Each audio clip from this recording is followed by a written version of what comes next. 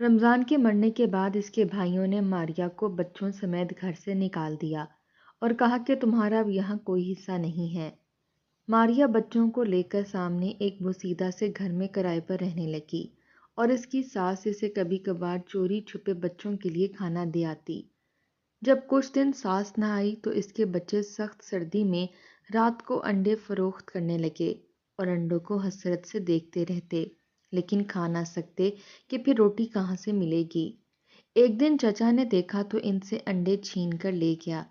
جب وہ گھر جا کر بچوں کو دینے لگا تو اس کی روح لرز گئی، کیونکہ رمضان کو مرے ہوئے آج تیسرا روز گزر چکا تھا۔ جتنے بھی مہمان آئے تھے وہ سب اپنے گھروں کو لوٹ چکے تھے۔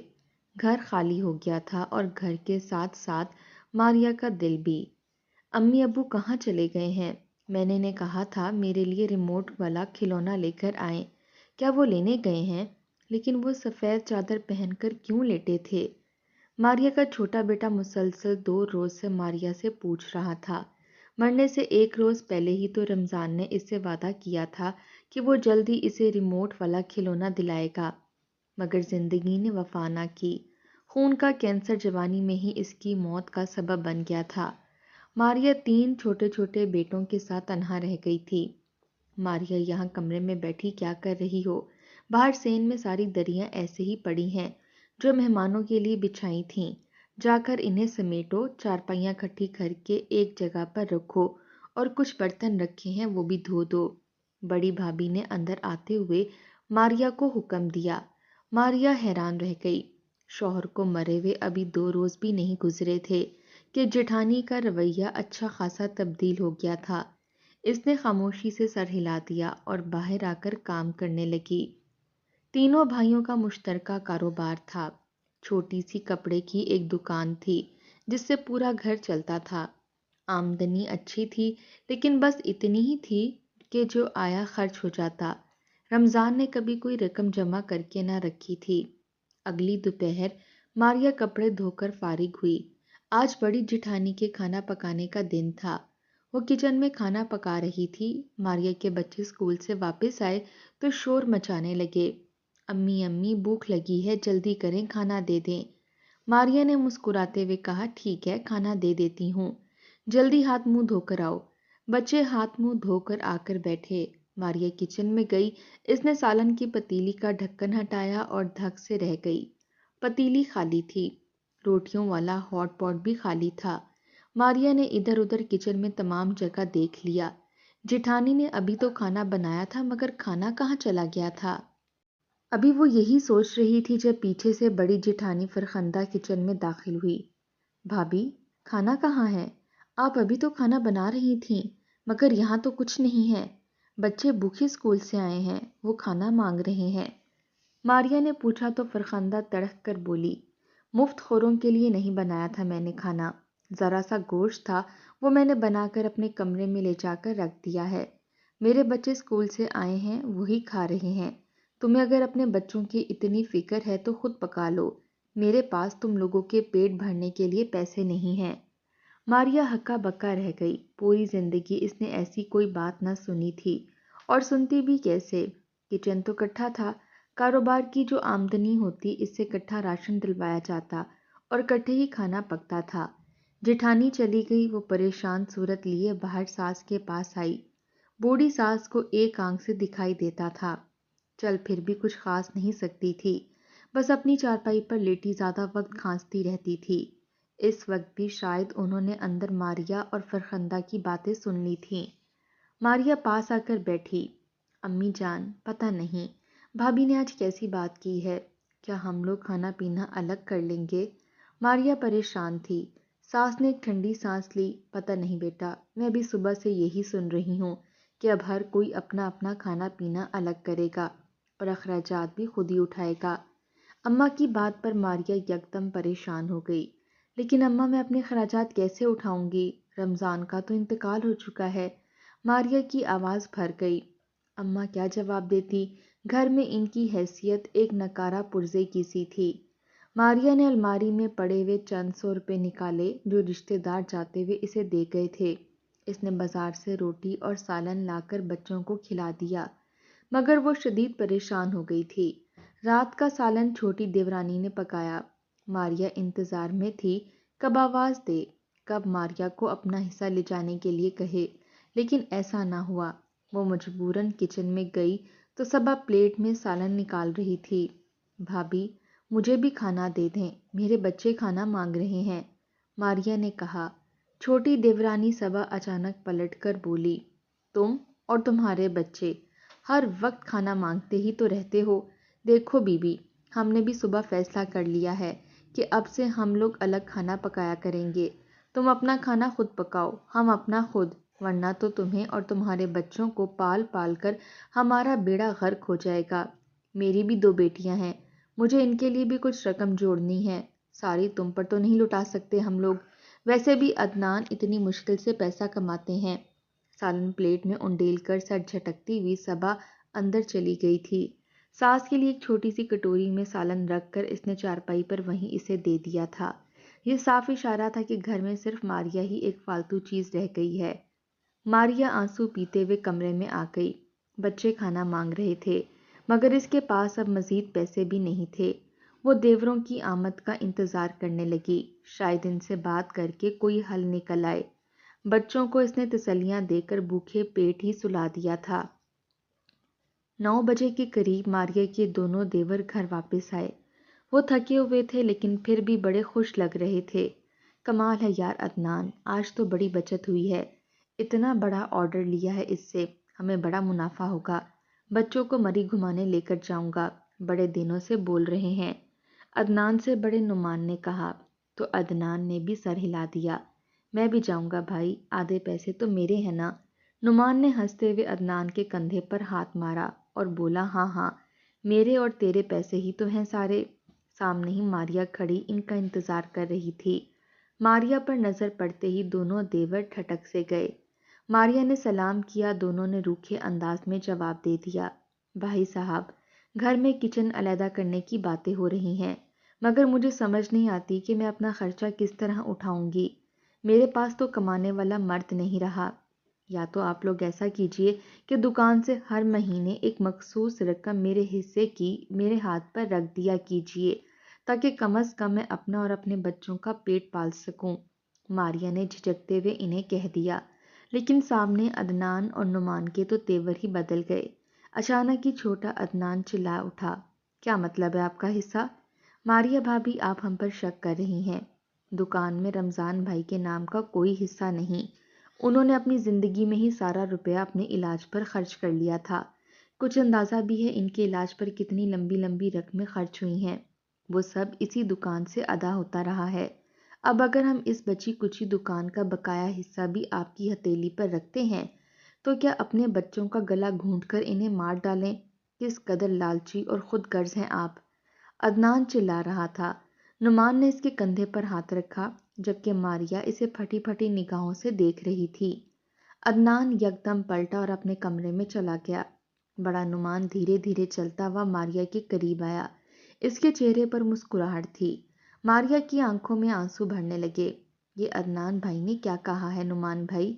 رمضان نے ہی تو یہ دکان خریدی تھی، اور پھر آپ تینوں کا حصہ ہے اس دکان میں، رمضان کا حصہ میرے بچوں کو تو ملنا چاہیے۔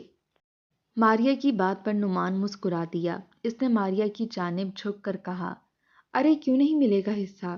ضرور ملے گا ماریا، مگر مسئلہ یہ ہے کہ کاغذات سارے میرے پاس ہیں، اور اگر آپ چاہتی ہیں کہ میں رمضان بھائی کا حصہ آپ کو دے دوں تو آپ مجھ سے خاموشی سے نکاح کر لیجئے، میں کسی کو بتاؤں گا بھی نہیں، خاص طور پر فرخندہ کو تو بالکل پتہ نہیں چلنا چاہیے، ورنہ وہ تو قیامت کھڑی کر دے گی۔ اس نکاح کے بعد میں آپ کی ضرورتیں پوری کرتا رہوں گا، معنی خیز انداز میں کہتے ہوئے نعمان ماریا کی جانب جھکا۔ وہ بے اختیار 2 قدم پیچھے ہٹی، زمانے بھر کا خوف اس کی آنکھوں میں سمٹ آیا۔ یہ سچ تھا کہ وہ بے حد خوبصورت تھی، 3 بچوں کی ماں ہونے کے باوجود وہ کہیں سے 30 سال کی نہیں لگتی تھی۔ عدنان کی رال ٹپکتی نگاہیں اسے اپنے چہرے پر محسوس ہو رہی تھیں۔ اس کا دل چاہا زمین پھٹے اور وہ اس میں سما جائے۔ اس نے ہمیشہ اپنے دیوروں کو اپنے بھائیوں کے برابر سمجھا تھا، مگر رمضان کے مرتے ہی کیسے ان بدبختوں نے آنکھیں پھیری تھیں۔ ماریا کانپتے قدموں سے یکدم پلٹی اور واپس اپنے کمرے میں جا کر بند ہو گئی۔ اسے سمجھ آ گئی تھی کہ یہ کچن علیحدہ کرنے والا آئیڈیا کس کا ہو سکتا تھا۔ شاید نعمان اسی طرح سے اس پر پریشر ڈالنا چاہتا تھا۔ دن گزرتے گئے، حالات مزید تنگ ہوتے گئے۔ ماریا کبھی اپنی کوئی چیز بیچتی اور کبھی کوئی، اور بچوں کے کھانے پینے کا انتظام کرتی۔ مہینہ گزرا تو بچوں کی فیس سر پر آ پہنچی۔ ماریا کے کہنے کے باوجود دونوں دیوروں میں سے کسی نے اسے 1 روپیہ تک نہ دیا۔ دونوں جٹھانیاں پورا دن ماریا سے گھر کے کام کرواتیں اور بدلے میں 1 روٹی تک نہ دیتیں۔ ماریا بیچاری چند کلو آٹا اور دالیں لا کر اپنے کمرے میں رکھتی اور دن میں 1 وقت کھانا پکا کر اپنے بچوں کو دیتی۔ اس کے ساتھ ساتھ وہ خود کو نعمان کی نظروں سے بچانے کی کوشش میں ہلکان ہوئے جاتی تھی۔ وہ جہاں موقع دیکھتا لپک کر ماریا کا ہاتھ تھام لیتا۔ ماریا ایک دن تنگ آ کر رو پڑی۔ میں نے آپ کو اپنا بھائی سمجھا تھا نعمان بھائی، لیکن آپ یہ کیسی حرکتیں کرتے ہیں؟ خدا کے لیے مجھ پر رحم کھائیں۔ ماریا کی بات پر نعمان یکدم غصے میں چلا اٹھا۔ خیال ہی تو کر رہا ہوں تمہارا، نکاح کی درخواست کر رہا ہوں، مفت میں ساتھ رہنے کو نہیں کہہ رہا، لیکن تمہیں لگتا ہے کہ شرافت راس ہی نہیں ہے۔ اپنا بوریا بستر اٹھاؤ اور نکل جاؤ میرے گھر سے۔ آج کے بعد میں تمہاری اور تمہارے بچوں کی شکل بھی نہیں دیکھنا چاہتا۔ یہ گھر اب میرا ہے، یہاں صرف میرے بچے ہی رہیں گے۔ اس نے ماریا کو ایک زوردار دھکا دیا۔ شور سن کر سارے ہی لوگ اکٹھے ہونے شروع ہو گئے تھے۔ نعمان نے ہنگامہ مچا دیا۔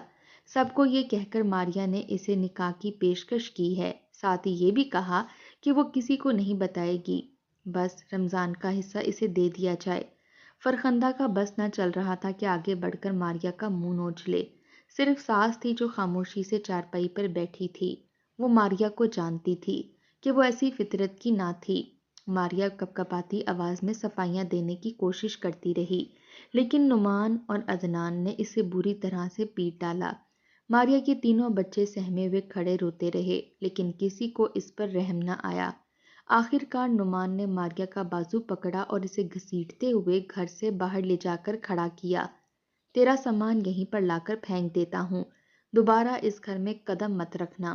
وہ پلٹ کر اندر گیا۔ اس کی بیوی ماریا کا سامان ایک تھیلے میں بھر چکی تھی۔ نعمان نے وہ سامان لے جا کر ماریا کے قدموں میں پھینک دیا۔ اس کے تینوں بچوں کو بازو سے پکڑ کر انہیں بھی گھر سے باہر نکال دیا اور خود دروازہ بند کر دیا۔ ماریا پھوٹ پھوٹ کر رو دی، مگر اس کے پاس اور کوئی آسرا نہیں تھا۔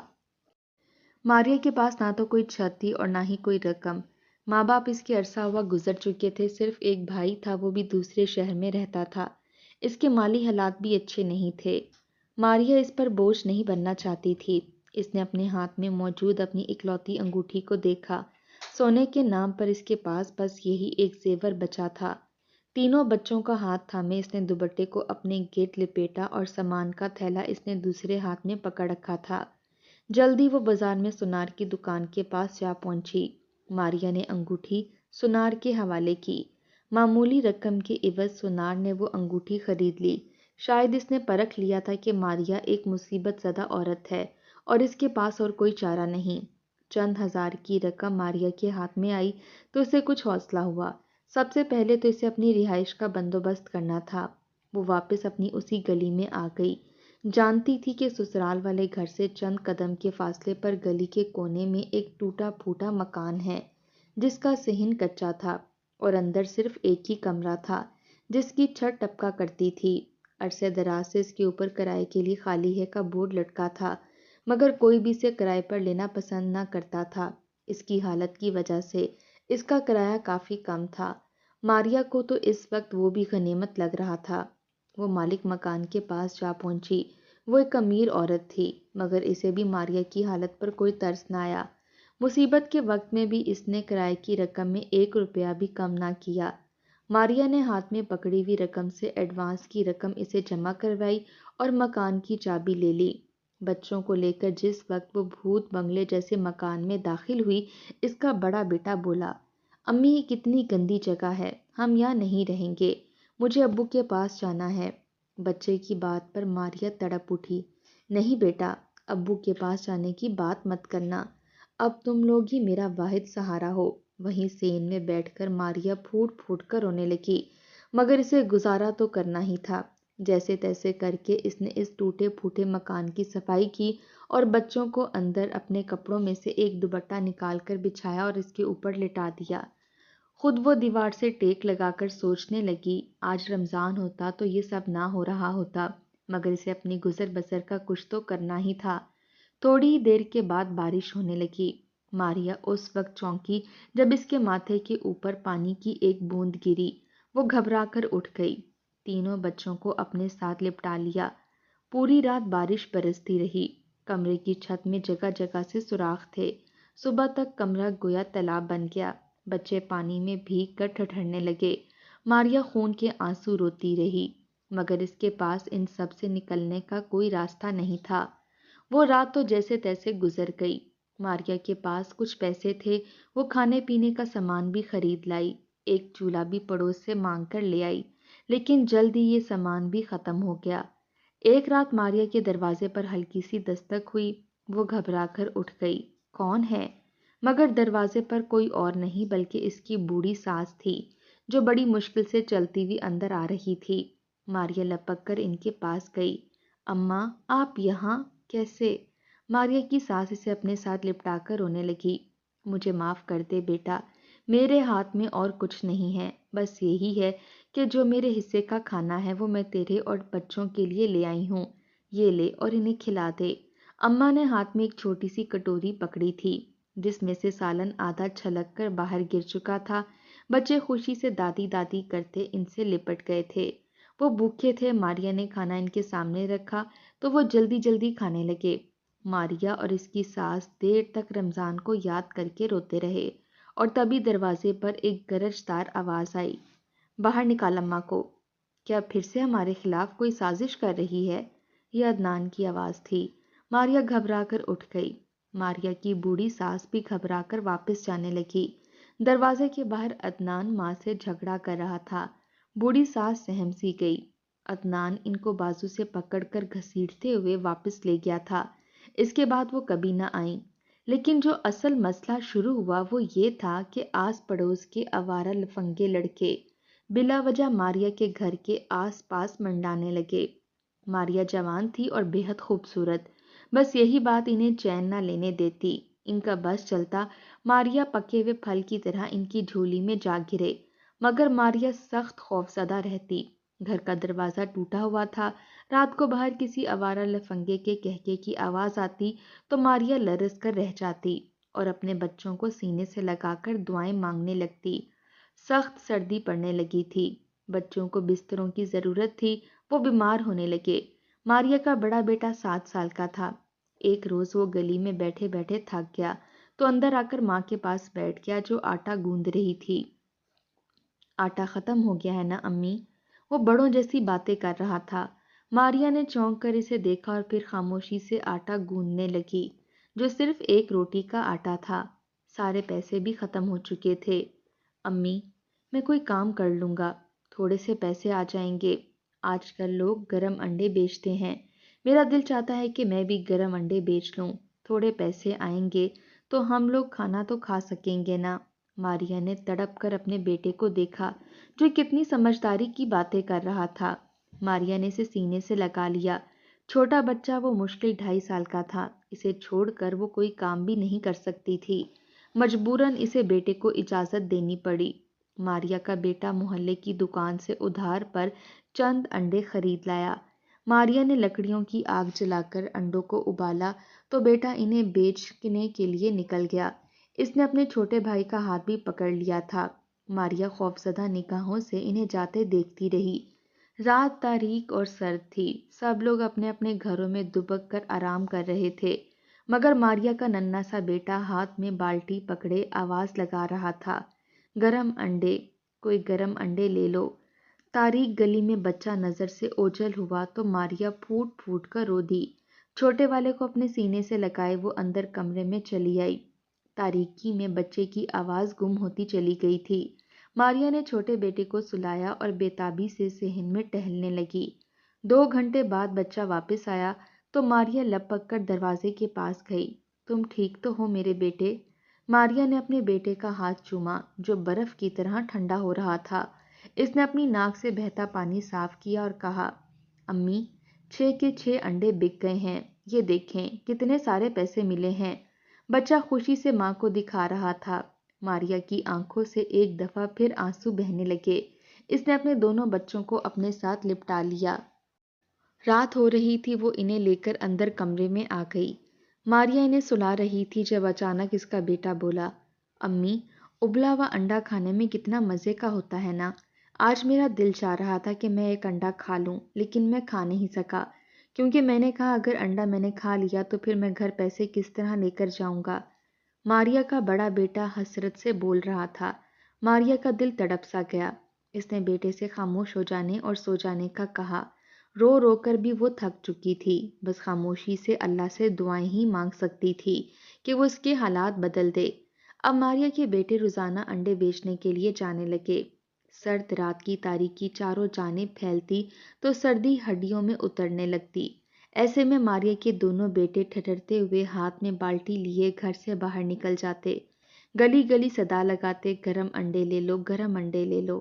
ہر رات جب ماریا کا بچہ واپس آتا تو وہ اس سے کہتا کہ آج پھر اس نے اپنے انڈا کھانے کی خواہش کو ختم کر دیا تھا تاکہ گھر میں کچھ پیسے لے جا سکے۔ دونوں بیٹے انڈے بیچتے تو ماریا کے پاس اتنے پیسے آ جاتے کہ وہ اگلے دن کا آٹا اور کوئی سبزی لے آتی۔ اس نے 1 2 جگہ نوکری کی بات کی مگر چھوٹے بچے کے ساتھ اسے کوئی بھی کام پر رکھنے کو تیار نہیں تھا۔ ماریا پریشان ہو کر واپس گھر آ جاتی اور اسی دوران وہ ہوا جس کا ماریا کو قطعاً اندازہ نہیں تھا۔ ایک رات ماریا کے بیٹے کو شدید بخار تھا، لیکن اس کے باوجود اس نے ماں سے کہا کہ انڈے ابال دے تاکہ وہ انہیں بیچ آئے۔ ماریا بھی غربت کے ہاتھوں مجبور ہو چکی تھی۔ اس نے خاموشی سے 6 انڈے ابالے اور بیٹے کے حوالے کر دیے۔ دونوں بھائی ایک دوسرے کا ہاتھ پکڑے انڈے بیچنے چلے گئے۔ وہ آواز لگا رہے تھے، گرم انڈے لے لو۔ وہ اپنے چاچا کے گھر سے آگے گزرا تو کانپتی آواز میں اس نے ایک دفعہ پھر صدا لگائی، گرم انڈے لے لو۔ اندر کمرے میں لیٹے ہوئے نعمان کے بیٹے نے اچانک اپنے باپ سے کہا، ابا مجھے بھی گرم انڈا کھانا ہے۔ اس کی دیکھا دیکھی باقی دونوں بچے بھی بولنے لگے۔ کمرے میں ہی عدنان کے بچے بھی ٹی وی دیکھ رہے تھے، انہوں نے بھی شور مچا دیا۔ نعمان جھنجھلا سا گیا، بھلا اس وقت گرم انڈے کہاں سے لاؤں؟ وہ جھنجھلاتا ہوا باہر نکلا کیونکہ بچے اسے جان سے زیادہ پیارے تھے اور ان کی فرمائش کو وہ نہیں ٹال سکتا تھا۔ نکڑ والی دکان بند تھی، وہ ادھر ادھر گھومتا رہا۔ آس پاس جتنی دکانیں تھیں ساری بند ہو چکی تھیں۔ اچانک ہی آسمان سے بوندیں گرنے لگیں۔ نعمان کپ کپا کر رہ گیا، پہلے شدید سردی تھی اور اوپر سے ٹھنڈی ٹھنڈی بارش۔ اب کیا کروں؟ بچوں کے لیے انڈے کہاں سے لے کر جاؤں؟ نعمان نے سوچا۔ وہ گھر کے لیے پلٹنے ہی والا تھا جب اسے سامنے گلی سے تیزی سے ایک چھوٹا سا بچہ بھاگتا ہوا آتا دکھائی دیا۔ اس کے ہاتھوں میں ایک بالٹی تھی۔ نعمان نے پہچان لیا وہ ماریا کا بیٹا تھا۔ نعمان کے چہرے پر مسکراہٹ دوڑ گئی۔ ماریا کے بیٹے نے بھی اپنے چاچا نعمان کو دیکھ لیا تھا۔ نعمان نے پیار سے اسے اپنے پاس بلایا۔ وہ معصومیت سے چاچا کے پاس جا کر کھڑا ہو گیا۔ سمجھ رہا تھا شاید آج چاچا پیار سے بات کرے گا، مگر اس بد فطرت کے ذہن میں تو کچھ اور ہی تھا۔ ماریا کے بیٹے کی شکل بالکل ماریا جیسی تھی۔ اسے دیکھتے ہی نعمان کا خون کھول اٹھا۔ اسے یاد آیا ماریا نے کس طرح اس کے رشتے کو ٹھکرایا تھا۔ اس نے بچے کو ایک زوردار تھپڑ مارا اور اس کے ہاتھ میں موجود انڈوں کی بالٹی چھین لی۔ ماں سے کہہ دینا کہ کوئی ڈاکو تجھ سے انڈے چھین کر بھاگ گیا، اب چل دفع ہو اپنے گھر۔ نہ جانے وہ اتنا پتھر دل کیسے ہو گیا تھا، مگر اس نے بچے کو کیچڑ میں زوردار دھکا دیا۔ وہ معصوم بری طرح سے رونے لگا۔ انڈے چھین کر نعمان اپنے گھر میں داخل ہوا۔ وہ بڑا خوش تھا۔ ماریا کا بیٹا سسکتا ہوا اٹھ کر ماں کے پاس چلا گیا تھا۔ نعمان نے جیسے ہی گھر میں قدم رکھا، اس کی نظر لوہے کے گیٹ کے ساتھ لٹکتی ہوئی بجلی کی تار پر پڑی۔ اوہو، لگتا ہے اندر سے تار ٹوٹ گئی ہے۔ نعمان نے اتنا بھی نہ سوچا کہ گھر میں تمام روشنیاں جل رہی تھیں۔ اس نے بے خیالی میں تار کو ہاتھ لگایا اور یہی اس کی فاش غلطی ثابت ہوئی۔ یکدم ایک کرپناک چیخ اس کے منہ سے نکلی۔ تار ننگی تھی۔ نعمان کو پوری قوت سے کرنٹ لگا۔ وہ خود کو جتنا چھڑانے کی کوشش کرتا اتنا ہی کرنٹ اس کو اپنی لپیٹ میں لے لیتا۔ اس کی آواز بند ہونے لگی۔ انڈوں والی بالٹی چھوٹ کر نیچے جا گری۔ وہ وہیں کھڑا جھٹکے لے رہا تھا۔ سب لوگ اندر کمروں میں بند تھے۔ کسی کو پتہ تک نہ تھا کہ نعمان کے ساتھ کیا ہو رہا ہے۔ نعمان دعائیں کرتا رہا کہ اندر سے کوئی نکل آئے۔ اسے موت اپنے سامنے نظر آ رہی تھی مگر اندر سے کوئی نہ نکلا۔ اس کی آنکھوں کے آگے رمضان کا مرا ہوا چہرہ گھوما۔ ماریا اور اس کے بچے اور اپنے تمام مظالم یاد آئے، لیکن وہ اذیت کی آخری حدوں پر تھا۔ چند ہی لمحوں بعد زوردار جھٹکوں سے اس کی موت واقع ہو چکی تھی۔ اس کا سیاہ پڑتا وجود چھپاک سے پانی سے گرا تو اسی لمحے اس کی بیوی دروازہ کھول کر باہر نکل آئی۔ نعمان کی لاش سامنے صحن میں پڑی تھی۔ وہ سیاہ پڑ رہی تھی۔ فرخندہ کے حلق سے ایک دل سوز چیخ نکلی۔ سارا گھرانہ جمع ہو گیا۔ آہو بکا اور کہرام مچ گیا۔ یہ سب کچھ ماریا کی بد دعا کا نتیجہ تھا۔ ایک ایک کر کے مصیبتیں ہم پر ٹوٹ رہی ہیں۔ چلتا ہوا کاروبار ٹھپ ہو رہا ہے، گھر میں فاقوں تک کی نوبت آ گئی ہے، اور آج نعمان بھائی کا یہ حشر۔ عدنان نعمان کی لاش میں سے اٹھتا دھواں دیکھ کر لرز رہا تھا۔ بوڑھی ساس نعمان کے سرہانے کچھ دیر بیٹھی روتی رہی، لیکن اچانک ہی وہ کانپ سی گئی جب اسے ماریا کا خیال آیا۔ اس نے نعمان کی لاش کے پاس بالٹی میں رکھے ہوئے انڈے دیکھ لیے تھے۔ کچھ انڈے دور تک بکھر گئے تھے۔ بوڑھی ساس کانپتے ہوئے قدموں سے اٹھی اور جا کر ماریا کو لے آئی۔ ماریا نے جو آ کر نعمان کی لاش دیکھی تو اسے یقین نہ آیا۔ کیا اس کی بد دعا اتنی جلدی اثر کر گئی ہے؟ آج اس کا بیٹا جب زخمی حالت میں گھر آیا تھا اور اس نے سسکتے ہوئے بتایا کہ چاچا نے اسے مارا ہے اور انڈے اسے چھین لیے ہیں، تو ماریا کے دل سے اس کے لیے بد دعا نکلی تھی۔ ماریا خاموش رہ گئی۔ وہ رات ان سب پر بہت بھاری تھی۔ نعمان کے بچے یتیم ہو چکے تھے اور خود فرخندہ کا بھی برا حال تھا۔ وہ ماریا سے نظریں چرا رہی تھی۔ جو کچھ اس نے کل ماریا کے ساتھ کیا تھا، اب وہی سب کچھ اس کے سامنے کھڑا تھا۔ نعمان کو دفنا دیا گیا۔ عدنان خود نعمان کا یہ حشر دیکھ کر گھبرا گیا تھا۔ یتیموں کی آہ نہ لگ جائے اس لیے اس نے ماریا سے معافی مانگ لی۔ بھابھی مجھے معاف کر دیں، میں بھائی کے بہکاوے میں آ گیا تھا، لیکن اب جب کہ وہ مر چکے ہیں اور اس گھر کا واحد مرد میں ہوں تو میں آپ سے معافی مانگتا ہوں۔ آپ اپنے بچوں کو لے کر واپس اس گھر میں آ جائیں۔ اس گھر میں آپ کا بھی حصہ ہے، آپ کو کوئی اس گھر سے نہیں نکالے گا۔ عدنان سر تا پیر تک لرز رہا تھا اور اسے اللہ کی پکڑ سے شدید خوف محسوس ہو رہا تھا۔ ماریا کو واپس گھر میں جگہ دے دی گئی۔ نعمان کا عبرت ناک انجام سب کو یاد تھا۔ اب اس کی بیوی کی حالت ماریا سے بھی بدتر ہوتی تھی۔ عدنان اسے کھا جانے والی نگاہوں سے گھورتا، کیونکہ نہ تو وہ گھر کا کام کاج کر سکتی تھی اور نہ ہی اسے کوئی اور ہنر آتا تھا۔ وہ روپے کے لیے عدنان کی محتاج ہو گئی۔ عدنان کا دل چاہتا تو اسے چند روپے دیتا اور دل نہ چاہتا تو نہ دیتا۔ وہ کبھی اپنے میکے سے مانگ کر لاتی اور کبھی ماریا کی طرح بچوں کو بھوکا سلا دیتی، مگر ماریا کے پاس روپے پیسے ہوتے تھے۔ جب عدنان فرخندہ کو پیسے نہ دیتا تو وہ اپنے کھانے میں سے اس کے بچوں کو کھانا دے دیتی تھی۔ فرخندہ اس کی احسان مند ہوتی اور شرمندگی سے نظریں جھکا لیتی۔ ماریا نے چھوٹا بچہ ساس کے حوالے کر کے خود ایک قریبی اسکول میں ملازمت کر لی۔ جلدی وہ اپنے پیروں پر کھڑی ہو چکی تھی۔ اس نے قانونی کارروائی کر کے رمضان کا حصہ اپنے نام کروا لیا۔ اب وہ اپنے حق کے ساتھ اپنے گھر میں رہتی تھی۔ اس کے بچے اب اسکول جانے لگے تھے، مگر چند مہینوں کا وہ عرصہ جو ماریا پر قیامت بن کر اترا تھا، وہ اسے زندگی بھر نہیں بھول سکتا تھا۔